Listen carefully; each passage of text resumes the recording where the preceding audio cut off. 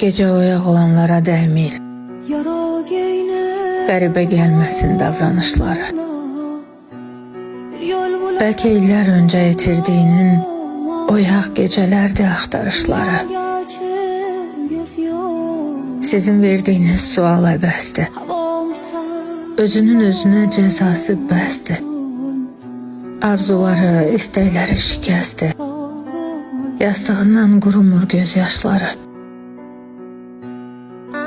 Bəlkə də istəmir axşamlar düşə, ümidləri axşamlarla görüşə.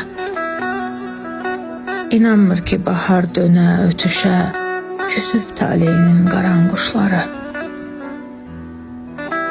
Saralır bənizi, solur gözləri, leysan buludları olur gözləri.